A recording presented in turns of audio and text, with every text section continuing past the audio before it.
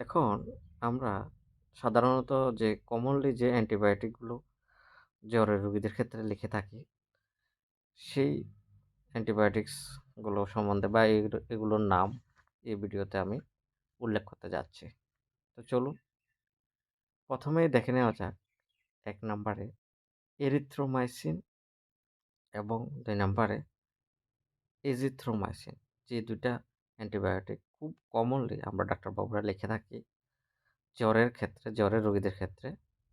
বিশেষ করে এই ২ টা অ্যান্টিবায়োটিক এরিথ্রোমাইসিন এবং এজিথ্রোমাইসিন আমরা রেসপিরেটরি ট্র্যাক্ট ইনফেকশন বা ইউআরটিআই, আপার রেসপিরেটরি ট্র্যাক্ট ইনফেকশনে লিখে থাকি। এরপর লোয়ার রেসপিরেটরি ট্র্যাক্ট ইনফেকশনের যে অ্যান্টিবায়োটিকগুলো লিখি সেগুলো বলছি।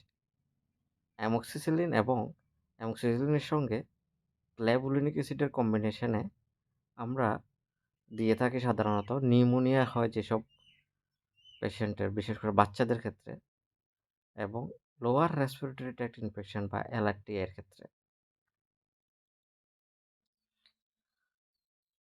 কিন্তু যদি ভাইরাল ফিভার হয় সেক্ষেত্রে আমরা বলব কোনো অ্যান্টিবায়োটিকের কিন্তু প্রয়োজন নেই।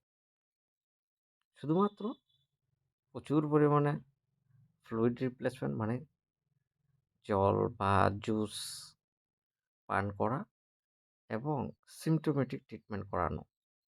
এই সিম্পটোমেটিক ট্রিটমেন্টগুলো কী হতে পারে? প্যারাসিটামল যদি জ্বর থাকে, হাত পা ব্যথা না থাকলে NSAIDs বা